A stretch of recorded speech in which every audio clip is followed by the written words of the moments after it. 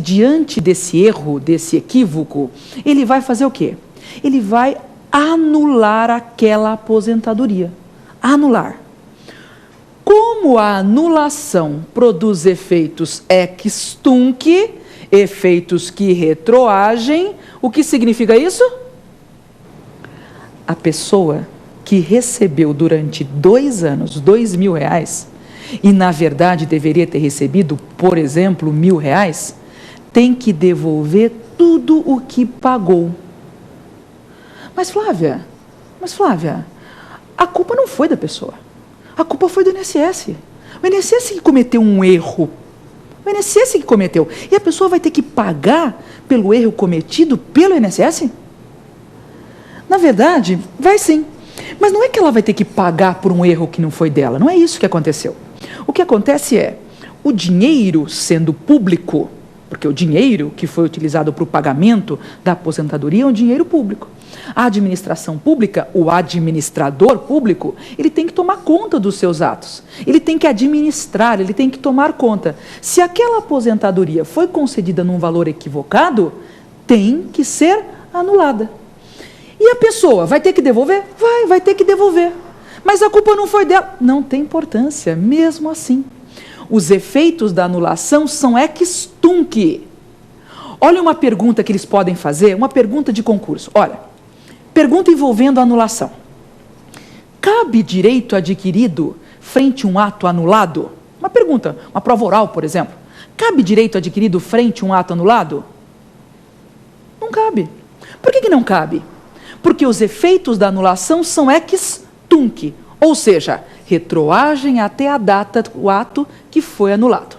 Vamos fazer um resumão disso, A administração pública, no exercício dessa autotutela, neste controle interno, ela vai revogar atos, o que mesmo? Atos inconvenientes ou inoportunos, e os efeitos são ex nunc.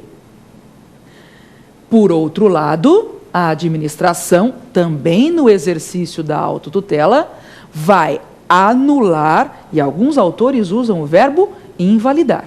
Vai anular ou invalidar atos ilegais. E aí os efeitos são ex tunc. Muito bom, já entendi essa história da autotutela. Já entendi. Entendi que o administrador público, na verdade, ele tem que exercer esse controle, porque ele está ali para administrar, para tomar conta. Muito bom.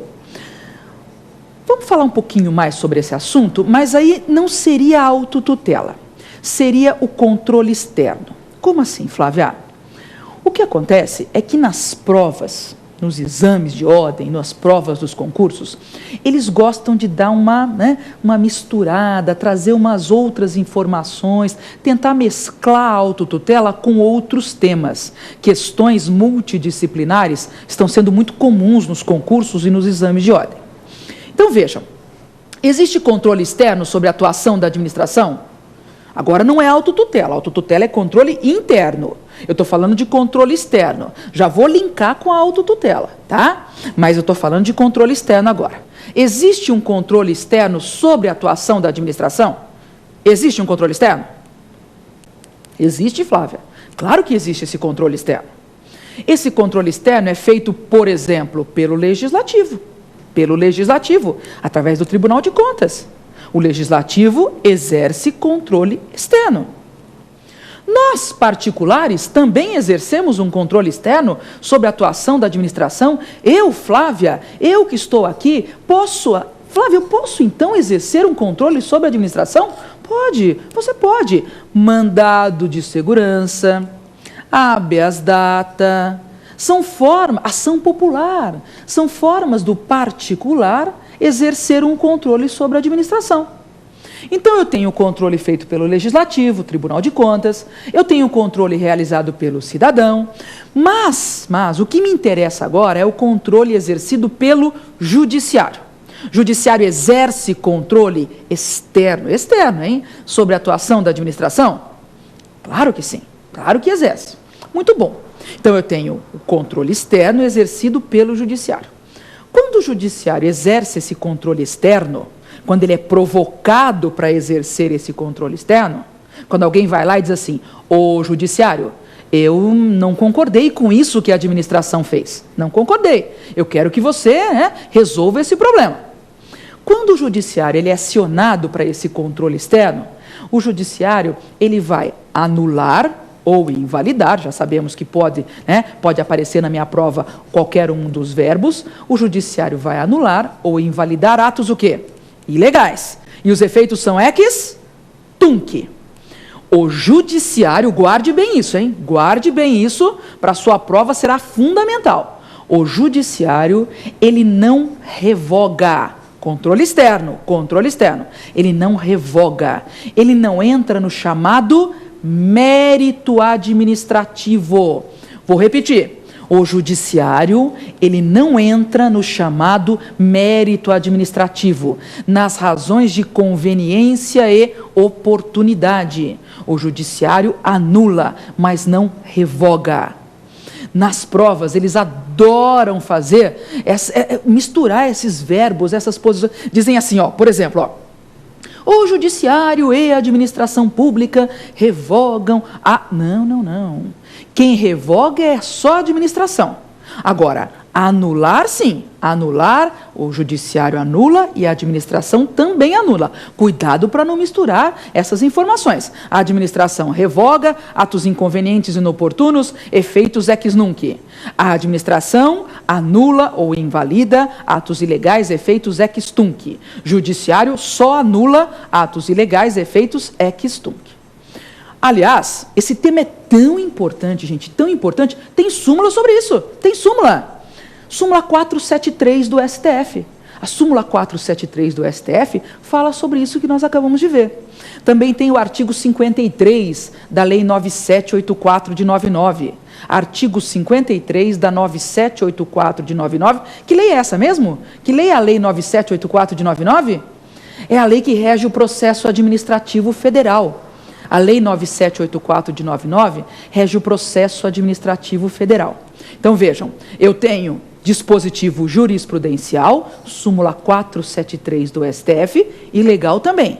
Artigo 53 da Lei 9784 de 99. Muito bom. Dando mais um temperinho ao nosso princípio da autotutela, controle externo. Vou colocar mais uma informação nessa história. Mais uma informação. Judiciário, que anula, não entra no mérito. Judiciário, anula atos ilegais. Anula atos vinculados ou discricionários. Flávia, qual que é mesmo o ato vinculado, o ato discricionário? Como é que é isso mesmo? Classificação mais importante de atos administrativos. A classificação mais importante. O que seria o ato vinculado? O que é o ato vinculado?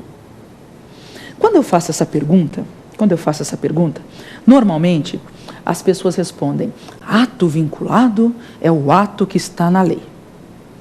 Não pode, está errado. Por que está errado? Porque vejam, isso é importante. Se eu digo o ato vinculado está na lei, eu parto do princípio que o discricionário não está na lei. E é possível isso? A administração pode fazer alguma coisa fora da lei? Claro que não. A administração está submetida ao princípio da legalidade. Só pode fazer o que a lei permite ou determina. Então, eu não posso dizer que o ato vinculado, e é comum, todo mundo acaba respondendo isso, o ato vinculado está na lei. Não é bem isso. Porque se eu digo que o vinculado está na lei, eu assumo que o discricionário não está na lei. E isso não é possível. Flávia, então, qual seria a resposta mais adequada? Diferença entre ato vinculado e ato discricionário. O ato vinculado e o ato discricionário, a diferença entre eles é a margem de liberdade de atuação do agente. Margem de liberdade de atuação do agente. E o que significa isto? O ato vinculado não dá ao agente público margem de liberdade. O agente público, quando pratica um ato vinculado, ele não vai fazer um juízo de conveniência e oportunidade. O ato vinculado não permite esse juízo de conveniência e oportunidade. A lei já disse para o administrador quando e como ele deve agir. Ele não tem que pensar muito. A lei já trouxe tudo. Não há margem de liberdade. Dá um exemplo de ato vinculado, Flávia. Licença para construir.